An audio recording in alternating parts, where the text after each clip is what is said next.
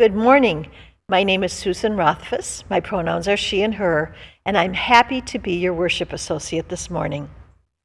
This is our final Sunday in the month of January when our focus has been on values-based resiliency. This week, Sonya Schryer Norris will help us explore how two of our shared values, linked with two key components of resilience, can help us maintain our own values-based resilience in this time. I'm often reminded by my husband Michael that it is not good for me to focus on my disappointment, anger, and fear about our current situation. I admit, over the past year, I have often lost my sense of who I am when I witness the abuse heaped on others in our nation. My anger and hopelessness are not useful. I know that I have control over where I place my energy and actions. But it's hard to feel hopeful when day after day I worry about people who are viciously and unjustly treated. I have tried to be resilient in every way I can, attending rallies, refocusing on my attitude when I recognize I'm spewing my own poor behavior at the television. But this morning I will be listening very carefully to Sonia's words about how I can realign my thoughts and actions. And I hope you will also listen carefully to what Sonya will be speaking about. I admit I had a sneak peek at her sermon last week and came away with a renewed, healthy sense of resilience and optimism. On this last Sunday of Rev Neil's and our 6-month sabbatical, come, let us worship and learn. Hello, my name is Sonya Schryer Norris, and I am providing the message for this week at the Unitarian Universalist Church of Greater Lansing. We had a snow day, so we're doing this via YouTube. Let me get started. So, the message this week is on values-based resiliency. Okay, so today we'll look at two of our Unitarian Universalist values as spiritual practices that can help us with the work of building internal resilience. Values-based resilience is about building skills to help us live aligned with our values, even when so much around us seems misaligned. I'm going to be talking about the UU values of pluralism and justice as spiritual practice. So, researchers Catherine Connor and Jonathan Davidson at Duke University studied resilience and they found something remarkable. Resilience is, in fact, changeable. Aspects of it can be cultivated and strengthened through practice. Our strengths in various areas of resilience will also change over the course of our lifetimes. Dr. Shona Waters from the field of positive psychology identified key components of resilience. And this morning, I want to focus on two of the areas that she names, and then we're going to tie them to UU values. Okay, so these two aspects of resilience are adaptability and optimism. So let me show you how we're going to connect them to our shared UU values. Adaptability with pluralism, and optimism with justice. So let me say a bit about how these factors of resilience connect to UU values before we dig into them. So, adaptability through pluralism. We celebrate that we are all sacred beings, diverse in culture, experience, and theology, and we covenant to learn from one another in our free and responsible search for truth and meaning. Resilience requires us to adapt when we're in relationship with people whose perspectives contradict our own, approaching our differences with love, curiosity, and respect. Okay? And then optimism through justice. We work to build diverse, multicultural, beloved communities where all thrive, and we covenant to dismantle racism and all forms of systemic oppression. Research shows optimism can be cultivated, building the capacity to stay engaged even when progress is slow and our best efforts fall short. Optimism is required for justice work because justice can take decades to come in increments. These aren't just values we affirm, they are spiritual practices we can learn and cultivate.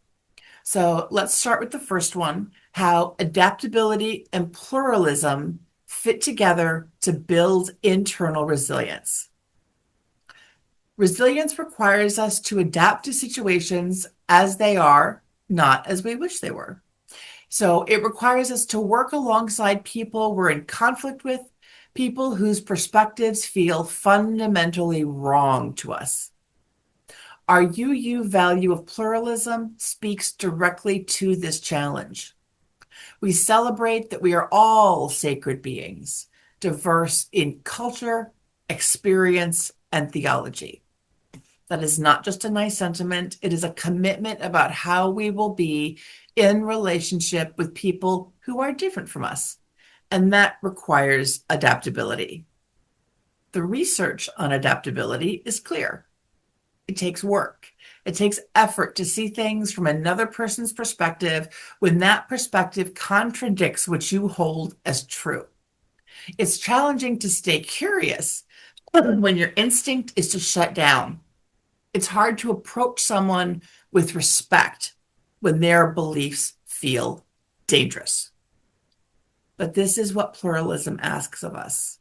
We covenant to learn from one another, not just from people we agree with, from people whose theology challenges ours, whose cultural practices feel foreign, whose lived experience leads them to conclusions that we find wrong.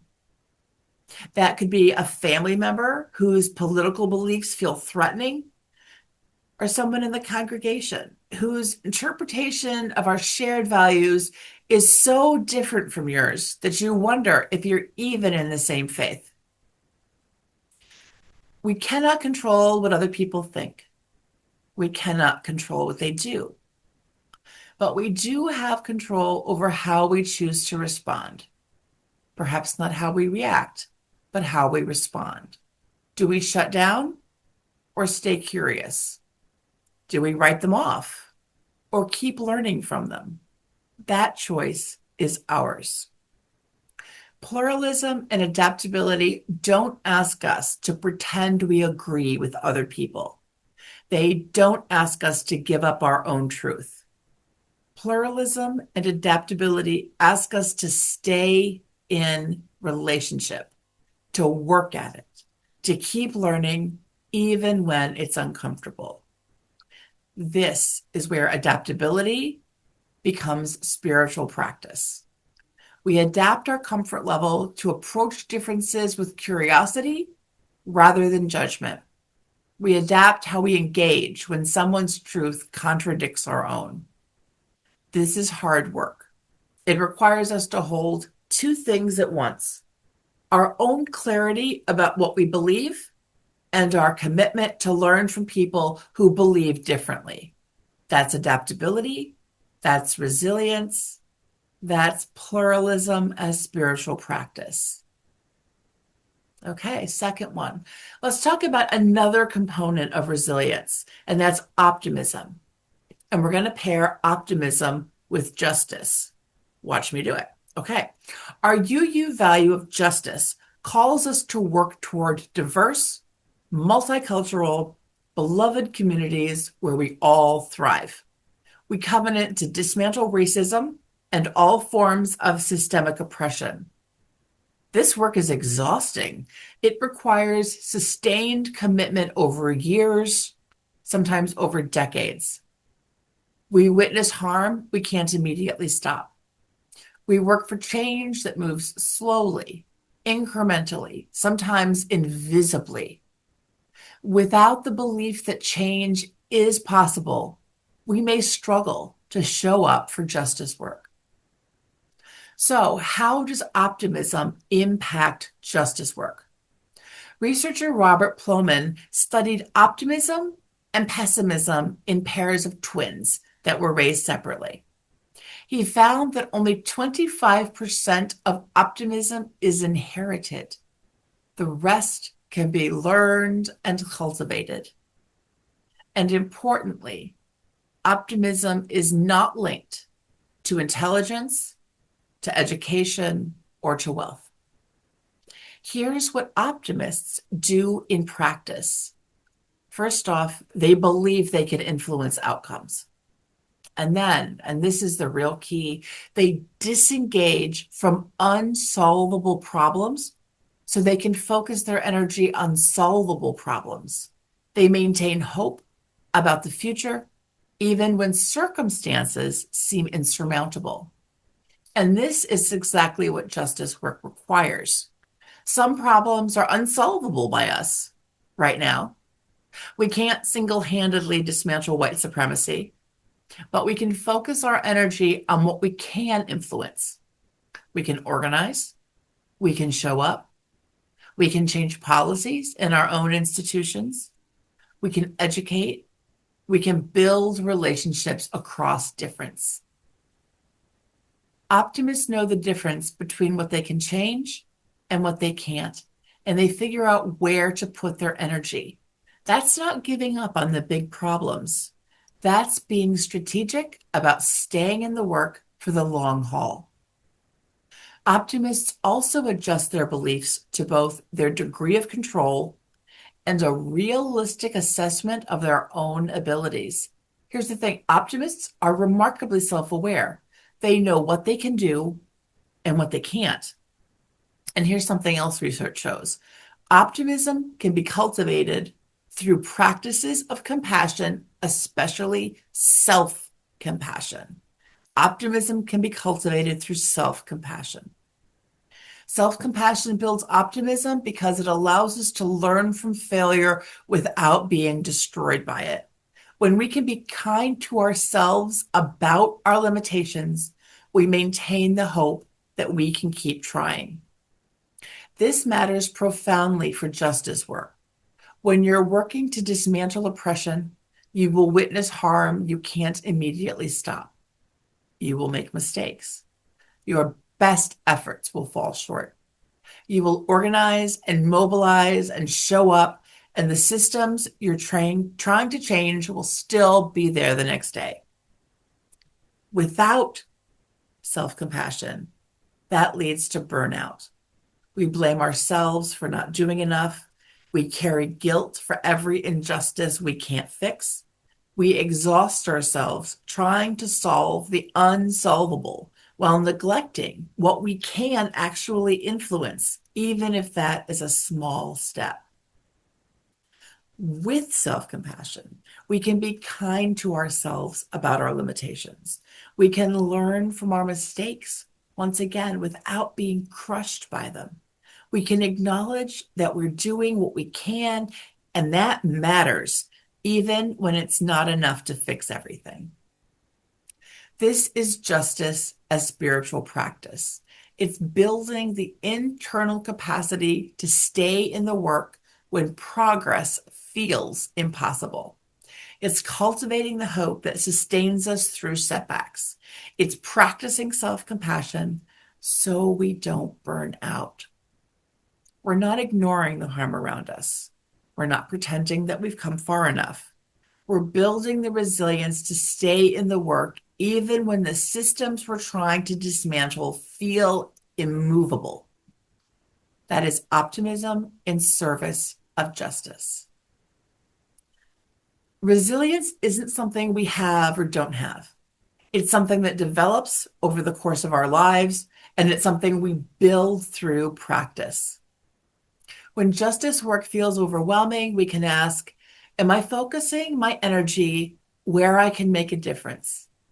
When we fall short of our own expectations for ourselves, we can ask, can I extend to myself the same compassion I would offer to a friend? These are two of our UU values as spiritual practice. Pluralism asks us to stay curious across difference. Justice asks us to sustain hope through self-compassion. This is how we build resilience, not by avoiding what's hard, but by practicing how we show up for it. Not once, but again and again. That's the work of spiritual practice. If you have stayed with me to the very end, I want to say thank you. I created a course for library workers called Values-Based Resiliency in the Workplace. And that is where this sermon was born, or this message, sorry. So thank you, and I hope you have a great day.